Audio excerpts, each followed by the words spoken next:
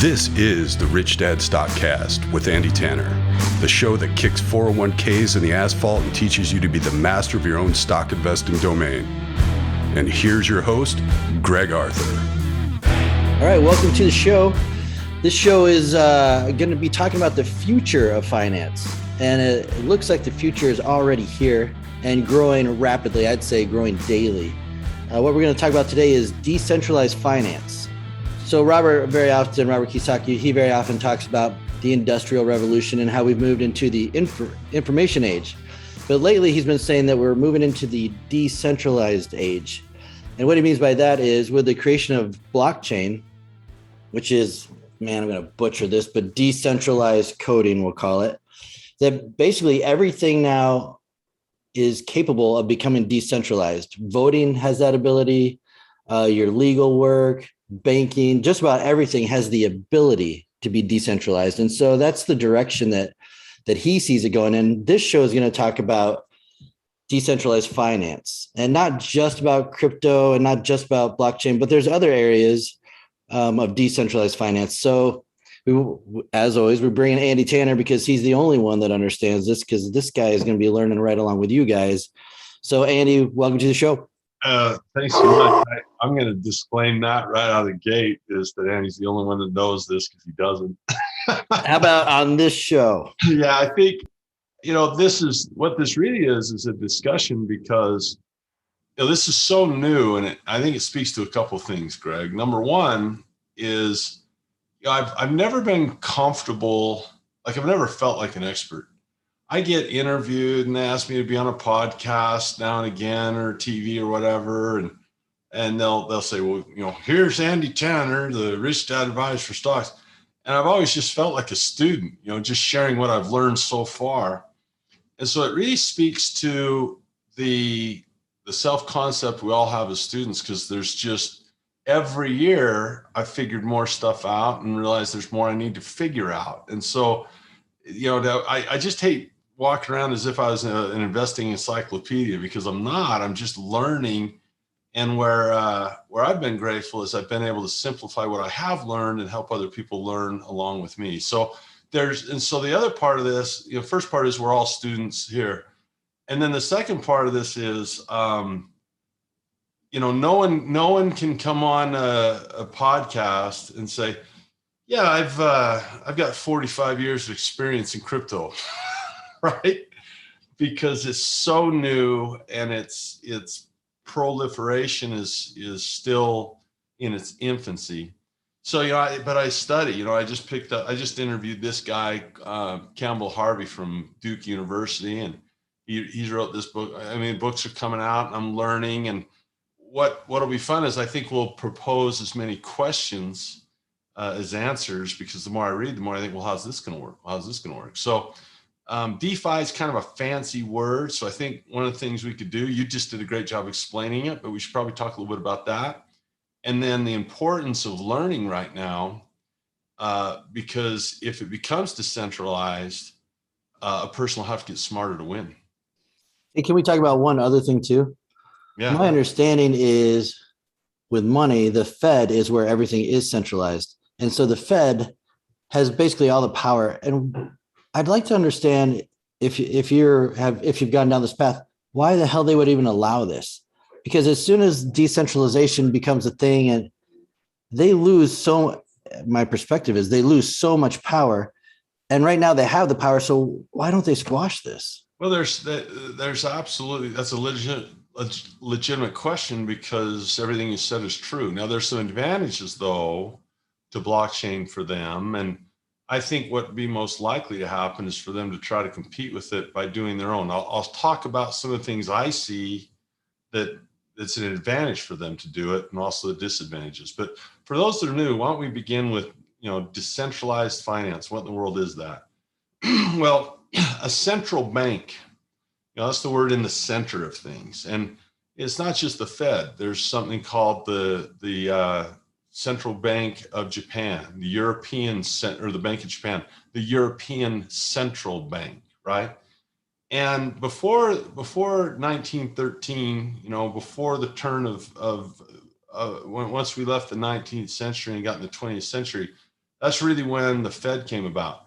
I study a lot about the 18. In fact, I just bought another book today that talks about business in the 1800s, because there's so much you can learn about what it looked like before you had centralized banking. If we're going to decentralize, well, why not study what things were like before it was centralized?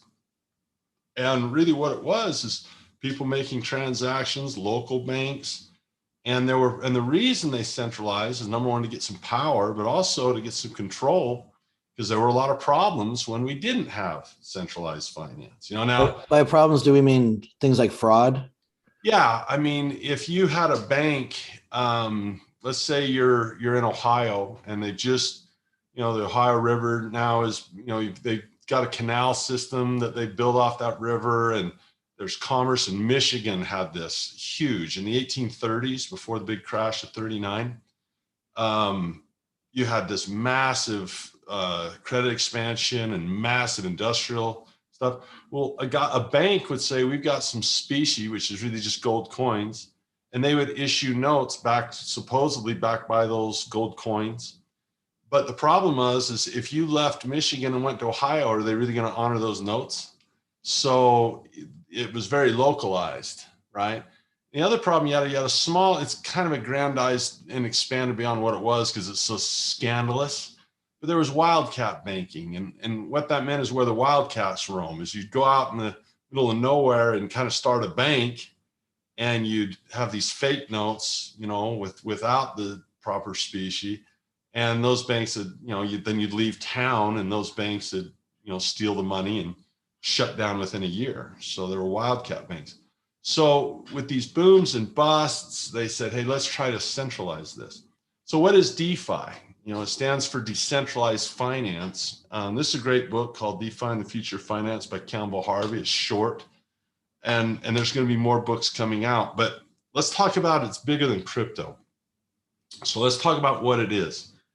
What decentralized finance is it creates relationships that we would call peer-to-peer. Now, what does that mean? Well, if I had a peer-to-peer network, that means that my computer connects directly with your computer, and we bypass a lot of stuff. And what blockchain technology is, if I were to try to explain it from what I know about it, it's like a ledger system. And it's very open and transparent. And there's a checks and balances that when there's a transaction recorded in the ledger, that's verified by multiple sources. And the transaction is, it's very difficult to manipulate. I've got a dear friend of mine. He's one of my cousins. He's got an interesting job. He's an anti-cyber terrorist, an anti-terrorist, cyber terrorist, whatever he is. Anti-terrorism in the cyber world. So when the United States comes under attack, he defends it. He's got all his Class A clearance and stuff, and can't talk about his job. But I was talking to him about it the other day, and he says, man, it's a really tight technology. It's tough to hack because it's so open all the time. It's still hackable, but it's open.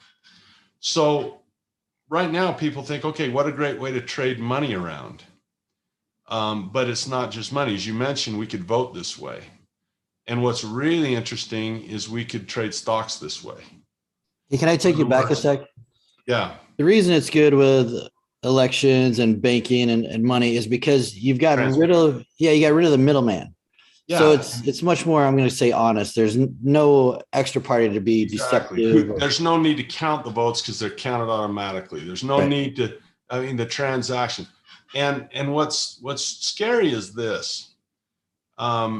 There's still some travel agents that have been able to make a living, but the truth of the matter is when you are able to go directly to Delta and begin to buy tickets directly from Delta Airlines or United, what's the travel agents going to do? I mean, you've got all their prices there. You can choose. You can pretty much just work directly with Delta and get out. The travel agent now is really, if you don't want to do all that stuff, right? But there really wasn't a need for one. So the amount of people, and I'll tell you, it's going to happen to, real estate or stock brokers. There's still some that you can call the broker and do the trade, but by and large, you're using Ameritrade directly with Ameritrade. Okay. Well, this is the next level of that where I won't even need Ameritrade. I can just trade straight with you, peer to peer. If I want to do banking, well, I don't need to. My bank is in my phone. I don't need to have a place to put money. I mean, think about how antiquated that really is. Originally, a bank was a place to put money, and then they loan the money out. Well, I can have my bank in my phone now. So why would I need a credit card company? Why would I need a checking account? I can just send money straight to you, peer to peer. Why do I need to have a bank here to hold this money? Where I write you a check and you get it from my bank and put it in your bank. If our bank is in our phone, what do we need a bank for? If our brokerage, what do we need a brokerage for? If you have some stocks and it's on the ledger and I want to trade the stocks with you and you buy them, what do I need a brokerage for? So it can make this stuff pretty cheap to move large amounts of money. Small amounts of money, not so much, but large amounts of money, like $1 billion transaction. What if you could do a $1 million transaction for, $30? Right. That's incredible, right? Can I take you back? It's not that the money's in your phone. It's in all these thousands of ledgers at the same time. Is that fair? They're verified. I mean, you have a wallet, right? Right. You can have a wallet in the USB, right? And that's your wallet. And you better not forget the password, right? It's there. That's one of the dangers of not having a bank is if you lose your money, you've lost your money, so that's a big deal. You got to keep all those codes straight. Right. But once you make the transaction, that's when the ledger shows the money moved. Right. Okay. And my other thing is you talk a lot about inflation versus deflation and how they're constantly fighting. Yeah. As we're seeing a lot of inflation through the Fed, it sounds like blockchain creates its own deflation because it's going to minimize jobs.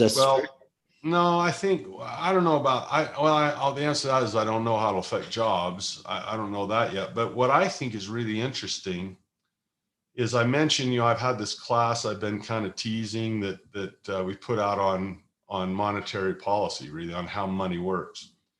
And there's many ways that money's created. Like when people talk about printing money, well, that's one way. The Fed can buy some bonds and hit a keystroke and pay for those bonds. Now money's been created with a keystroke. But really, the first way they create money is what's called the fractional reserve rate, meaning how much of the money needs to be kept on deposit and cannot be lent out. Because right now it's zero. You can lend out money. So think about this. Let's say I deposit $100,000 in a bank. So my bank says $100,000 Andy has on the savings account. Okay, they loan that $100,000 to you and you go buy a house. And the guy you buy the house from now has the $100,000. Well, we both have it. So you just made $100,000 out of nothing. Think about that. Is it still in my bank account? Does my bank account say 100,000? Does, right? I have $100,000 in savings. My bank takes that 100,000 and loans it to you, and then you spend it. So that same $100,000 gets spent, and whoever you sold the house to now, or bought the house from, now has $100,000 in his bank account for the house he sold. So $200,000 is now there out of one. It just doubled one transaction, and that happens over and over and over. So one of the ways I teach this in my class, how this works. One of the ways they curb that is they tell the bank, well, you can only loan out, part of that money, maybe 90,000 of it. But right now it's zero. You can do this. So what's interesting about blockchain is if we DeFi that, okay, how will loans work? If you take away a bank, then how will loans work? Well, they'll work peer to peer. So now if you're going to be the bank, you need to decide if you're going to loan your money out or not. And how does that affect the money supply up or down? What if you decide you don't want to loan your money out? So how do loans, look at what just happened to Greg. All right. I got to. Look at what just happened. This kills fractional reserves. So this kills the money supply dramatically. Well, or it expands it.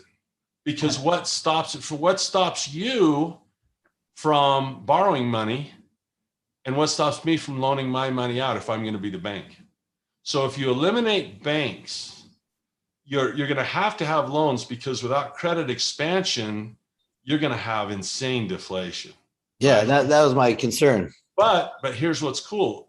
The opportunity to be a bank is freaking awesome. But here's the thing. This is really important. Who do you know who to loan your money to and how? So your financial education is huge now, because when you're a bank, how do you decide who to loan to? You look at their financial statements, you establish criteria, right? And you say, hey, here's who we loan to, here's who we don't. If you're the bank, you'll have to make those decisions as well if you decentralize and there's no bank. Now, there's other answers to this, and people smarter than me will type in and say, well, Andy, and great, I'm happy to learn. But there's interesting questions, brokerage questions. I mean, I just see us having to be so much smarter if you get rid of brokerages and you get rid of banks. It's awesome because it cuts out things, and the ledgers, their voting is better. But we will have to be smarter for sure, to invest when you're in peer-to-peer, to save, to borrow, to loan. You eliminate all those institutions, you will have to be smarter. For sure. Yeah. So I'm loaning money to you. You don't pay me back. I have no recourse to the way it is now. Is that correct? No, you can still do contracts. What's interesting about blockchain is, there's the contracts are done as that. Well, it's all about agreements, exchanges, and contracts, right? And so, no, it's absolutely just as solid. But see, you'll have to be smarter to understand who to loan to, what collateral do you want or not. A bank might do a line of credit. A bank might do a credit card. A bank might do a mortgage loan. They might do a construction loan. There's all kinds of financial products that banks have, and different criteria and interest rates on how they're loaning the money to who. So if you get rid of a bank and you decentralize it, and the bank is in your pocket, then now you get to make those decisions. They're not loaning your money out at all. And if you don't loan your money at all, there's really no interest being paid anyway now. So maybe some people say, I'm just happy to have a safe place to keep my money. I don't need to get paid on it. Or maybe I need to invest better. This explains, like, daily you see new tokens being made. A lot of them I see are so you can options trade.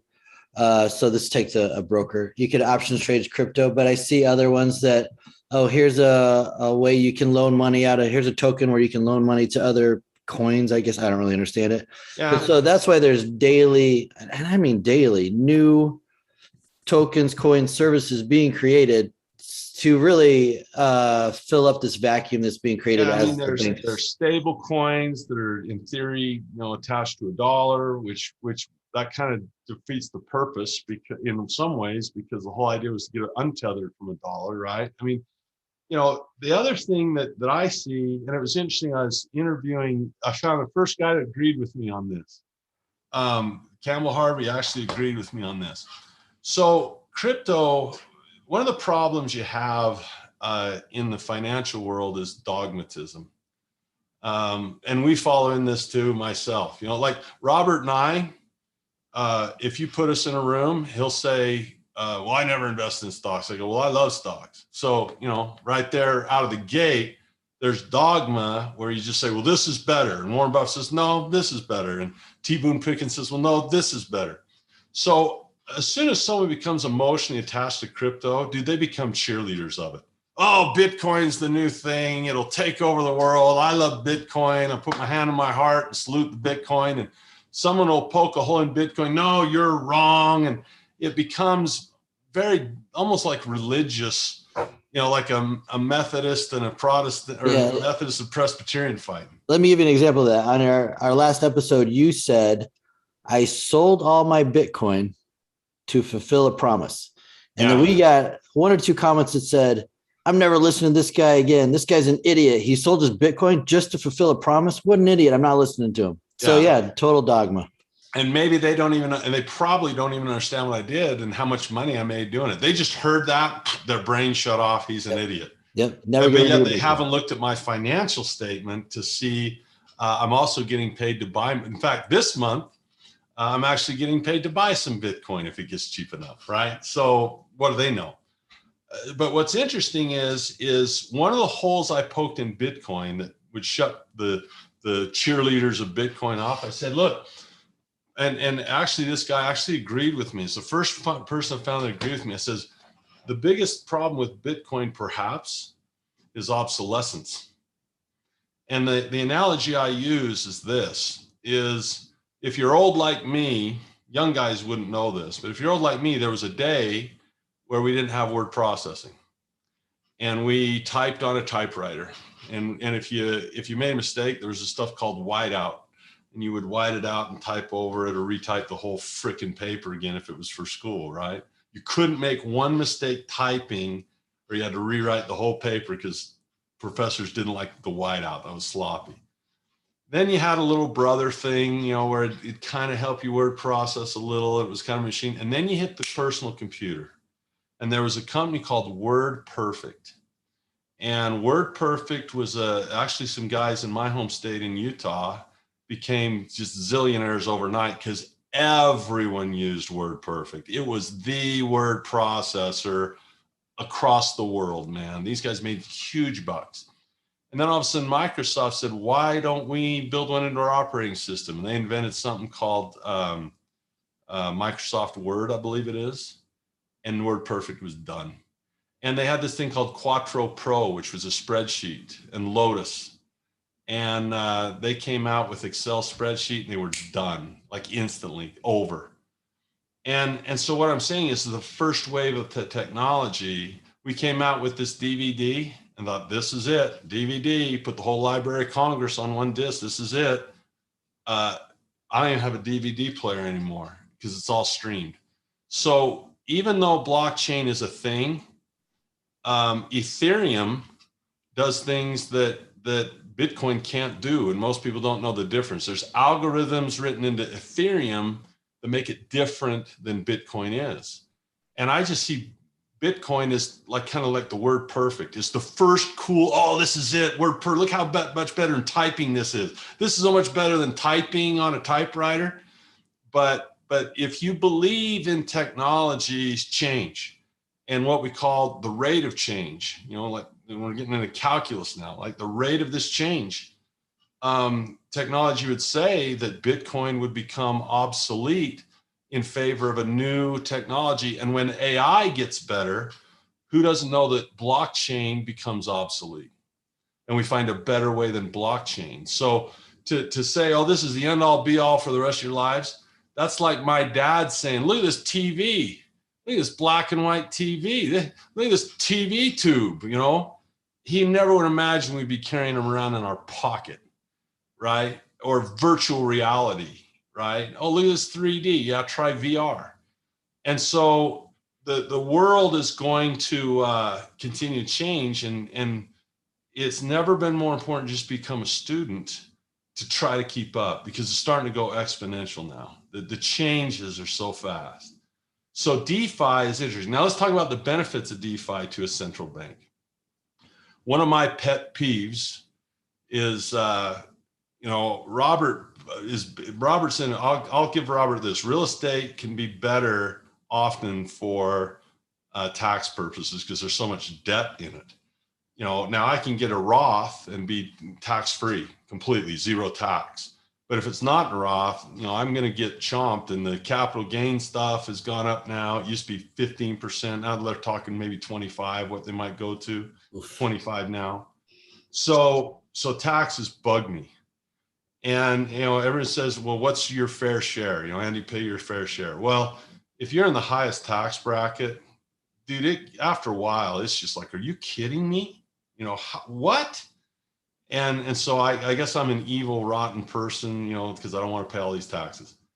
But the fact of the matter is they bug me. And what really bugs me is people that deal in cash, because I feel it's dishonest. And often I'll have people say, I'm just going to call it what it is. And I'll offend people that do it, and they'll justify and rationalize whatever. But look, they'll come up and they'll say, hey, if you pay me cash, I'll give you a discount. Now, why are they doing that? So because they don't have to pay the taxes on it. It's a hidden transaction. Blockchain kills that. If you go to a cashless society, you lose your privacy of transaction for sure. I mean, every transaction you ever make will be in the ledger. So, if you buy something, if you go out and you tell your wife you're going to stop buying beer and you go buy some, you can't hide that anymore with a cash purchase, right? If you want to surprise her, you better have an account she doesn't know about, Right. because you can't pay cash. And if you want to cheat on your taxes by having a cash business, think of, you ever seen the Breaking Bad series? Sure. Think of how that works with fraud and money laundering. I mean, it really makes it tougher for these mobsters to launder their money. So there's a lot of benefits to the word veritas, truth, right? When it's verified through blockchain, do you think the IRS would be a fan of that? Yes. Because how much revenue do they lose by people that cheat on their taxes? Just flat out cheat. I mean, if they got caught, they'd go to prison, but they know they won't get caught, and so they do it. To heck with the integrity of it. So that solves it. I mean, I wouldn't say it solves it, but it goes a long way to saying, hey, society's got a little bit more on the up and up, because cash transactions are, you're not private anymore. Yeah, that's the word right there. You just lost all your privacy. So if I were to go buy a gun, so to speak. I mean, well, now the government knows everyone who owns a gun. Is this accurate? I don't know. Are they hidden? Do people really know or care that Andy? Can you go and Google what Andy bought? No, right? You're not going to be able to try to Google the last crypto thing I bought. You're not going to find it, right? But the powers that be could, in theory, say, you just made a transaction, give us your taxes. So it gives them that ability. I'm not saying it's there now. And you're already having the government say, if you've made any money at all, they're asking you, did you make crypto transactions? And you're gonna have to report those, right? And so the government can say, hey, did you make crypto transactions? You better be transparent with those. And it's just a matter of time before they could create an algorithm. Maybe it's private for you, but they'd want to see. So it's a new world of stuff. Now, here's your problem. So the government would love to have a cashless society for those reasons, right? They would love that. Now, how do you print money though, right? How do you control it? And in a way, we already have a cryptocurrency. I mean, most of the US dollars are not printed. Most of them are just an entry on a ledger anymore anyway. It's just not a peer-to-peer type of idea. So, are they, and you asked a salient question, Greg, about, is the government going to sit by and do this? I'm going to make the crypto people mad at me again. I'm not poking, I say this, if I couldn't look at stocks, because I'm kind of a stock guy, I'm known for that, but I really enjoy business and real estate too. But if you look at stocks, if I can't poke holes in stocks, I probably don't understand them. Anyone who says real estate's the best, there's no problems with it, they probably don't understand real estate. Kenny could tell you the problems with real estate. In fact, being an investor is seeing the problems that your assets class. Why do so many people lose money in all asset classes? Because there's problems with them. Right. For example, with stocks, you've got great liquidity. You also get great volatility with that. With Bitcoin, you got great liquidity and huge volatility, right? There's ups and downs to every type of investment. So if I can't critique my own asset, I probably don't understand it. So if you're a big Bitcoin fan and you can't see the risks and the problems with it, you're probably in la la land. I hate to say that. Well, that's what Robert says. You always have to look at both sides of that coin. He's sure. stand right on that edge, look at both sides, then you can choose a side. So just because I say stocks are are very volatile, that doesn't mean I don't like them. I'm anti-stocks. I'm just saying, look, if you're going to get involved with it, if I'm going to trade, I do the same thing. If I'm going to trade technology stocks, I have obsolescence risk. I think about that obsolescence risk with stocks as well. Why did Blockbuster Video go out of business? Obsolescence risk. Netflix replaced an old technology. Blockbuster used to be the coolest thing in the world. We don't got to go to the movies anymore. We can choose anything we want now. We don't have to wait for the Sound of Music to come out once a year on TV, or the 10 Commandments with Charlton Heston every Easter. I can go watch it anytime I want. Well, this is great. Netflix, done, over. So I'm just saying obsolescence risk is something I look at in stocks. So if I say Bitcoin could have some of that, because it is a technology, don't shoot me. Just say, well, okay, is it legit? Is that a legitimate concern? If you don't see that, and you're probably dogmatized, and as Steve Jobs says, don't be trapped by dogma. Don't be trapped by what other people have told you. Another thing that concerns me about how crypto could work, and one of the arguments that I kind of say look at both sides, is DeFi is decentralization, and part of the appeal to it is if I live in Argentina and my currency in Argentina is just volatile and losing and inflation, here's a place I can get some wealth and store some wealth, at least that is outside of my centralized system of Argentina, right? I don't have to have an offshore bank account with US dollars in the Caymans. Right. I can have crypto. And so to circumvent the printing of money in Venezuela, or the printing of money in Argentina, or in printing of money in the United States for that matter, there's a very legitimate appeal to circumvent a central bank who can print money and have a store of wealth in somewhere else. If you have gold and you're an Armageddon, type of apocalyptic thinker, which I'm not, but I'm going to bug out and get on a plane. Well, you can't take your gold with you on the plane, right? You can only wear so much Mr. T jewelry. And, if you got a bunch of gold bricks, they're going to stay in the US. So now I can get on a plane and I can escape, and my crypto goes with me. All right. All that, conspiracy theorist stuff is legit. Here's the thing. Oh, you've got to unmute yourself. Let me add one more. This is the thing Robert keeps telling me. Like right now, try to buy physical gold. It's nearly impossible. But then go try to buy crypto. Bam. Yep. Piece of cake. But that tells me that physical gold is very valuable. If you can get it. Yeah. So I kind of like having some.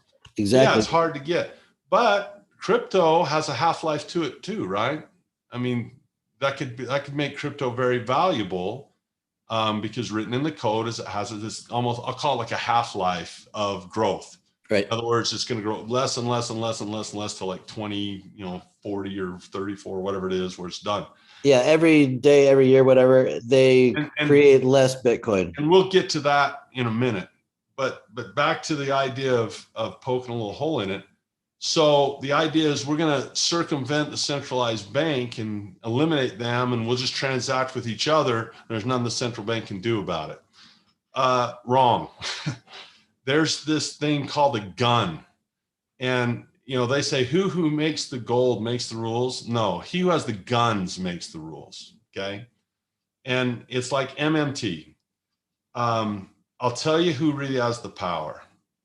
Whoever is taxing you is in charge. Okay. Whoever's taxing you is in charge. So let's say you live in the United States like I do, and they want to take some of your wealth. They can get you out of crypto pretty quick. They'll say, we're going to tax you in US dollars, and we're going to raise your taxes. So however you want to get it, sell your gold, sell your stocks, sell your crypto, but we only accept US dollars. We print them and we send them out. We expect them back. That's MMT.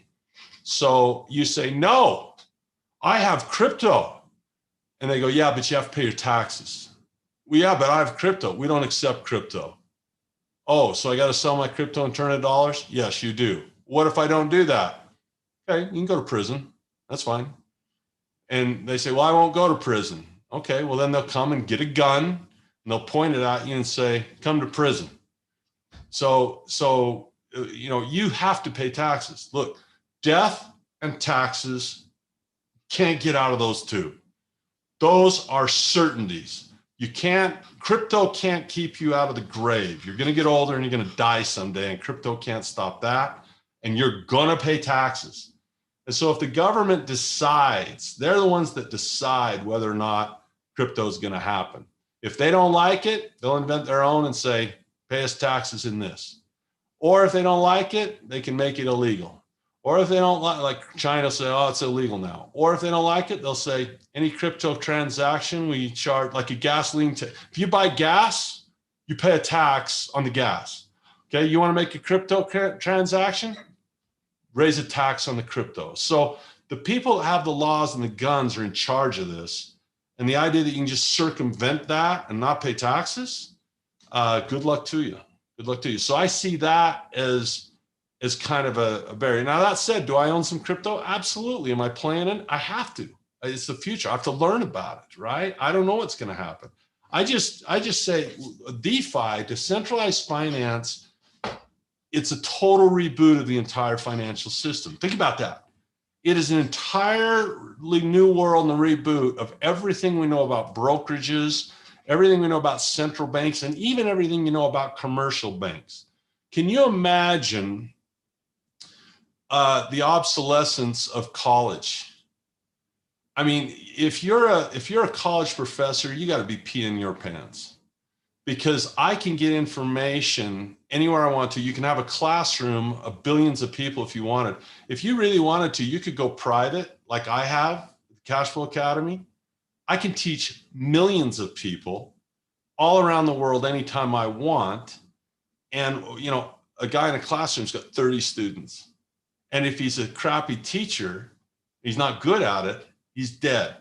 So this technology threatens school teachers. What did you learn about COVID? What did the parents learn about COVID?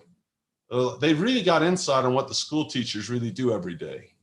We had some teachers, I looked at them and says, man, these guys don't do anything. I mean, my kids do all the work, the computer grades the papers. I mean, it was an eye-opener to me. Some teachers were awesome. I mean, you could see how involved they were and how it hurt you to homeschool. Others is like, this is just easier not even to mess with this guy. Just get it done. Right. So education is going to change with technology. Law is going to change because contracts can be done through this stuff. So attorneys are going to change. Brokerages, I don't see a need for one. I don't see a need for a bank anymore. I see no need for a bank anymore, and I see a need for a travel agent.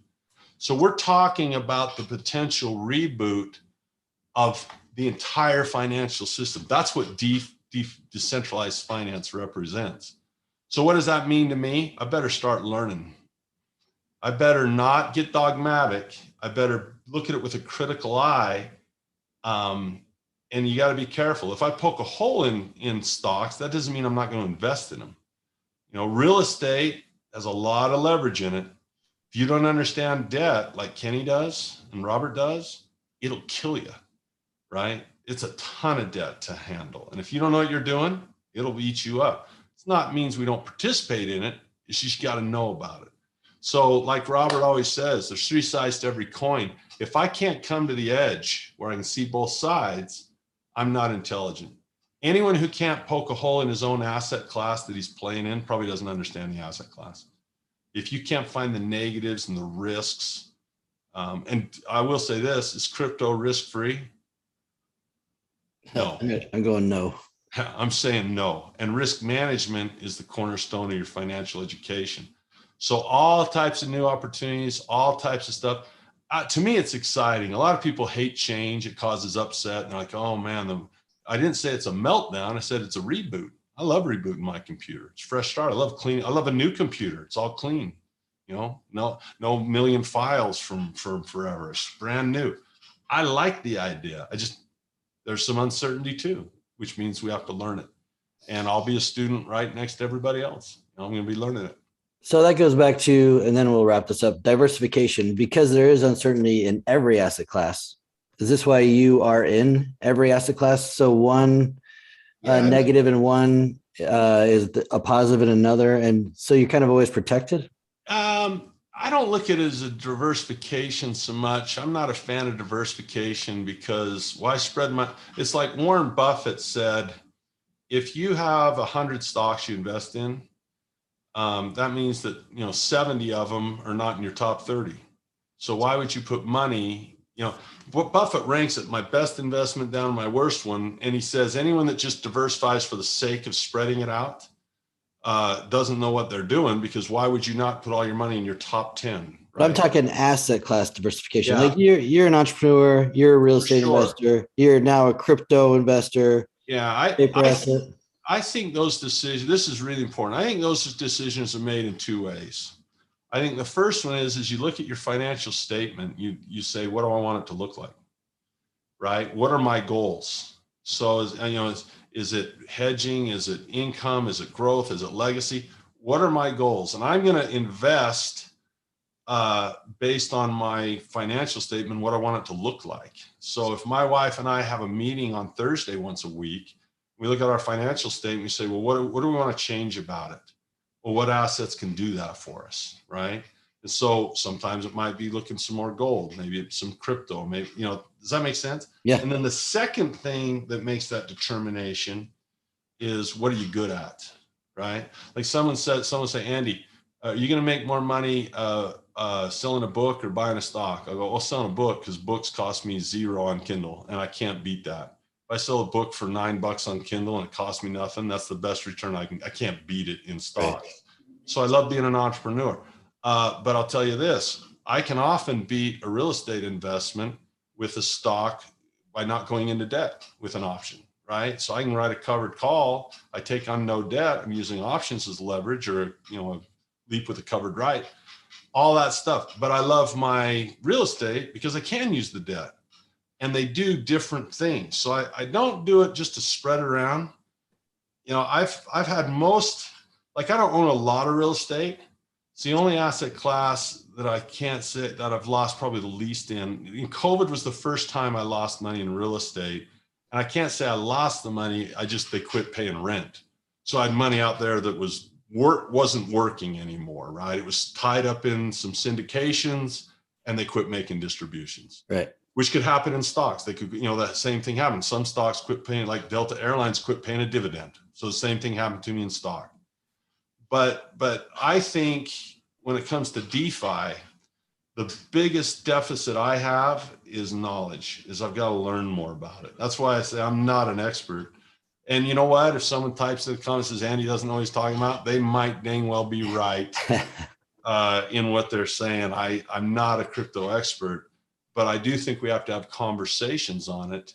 I think it affects the stock market. I think it affects, for sure, lending in banks and bonds, for sure.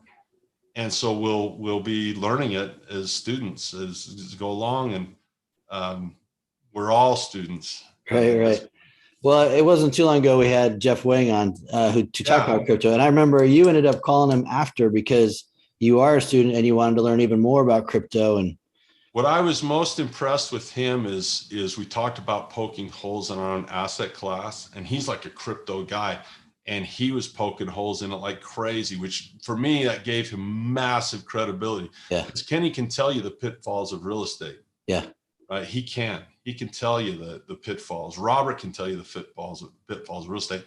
That's why you get good at it. Once you know the pitfalls, you can play defense and do better in the asset class. Yeah. So Jeff, he helps run the Rich Dad Crypto newsletter.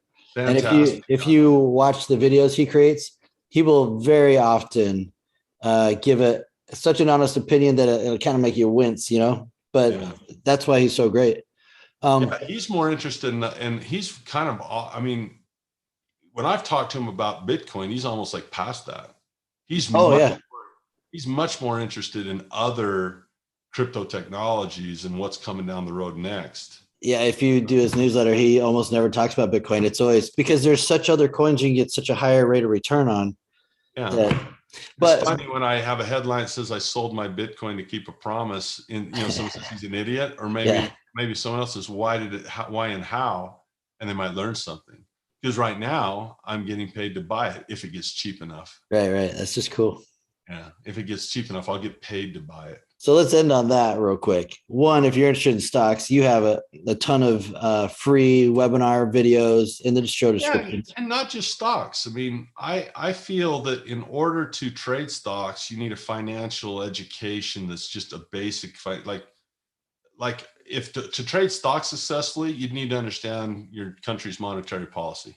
Right. To do real estate, you need to understand your country's monetary policy. So we have a lot of stock stuff, but we also have a lot of education. No matter what asset class you have to start with a foundation, I think. It'd be good to. And I think that's one of the things we're the best at, is helping people understand basic financial statements, basic stuff for any asset class you want to go into. Yeah.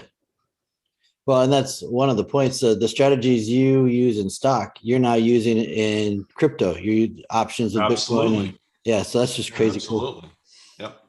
Well, all right. Sure. Well, Andy, so thanks again.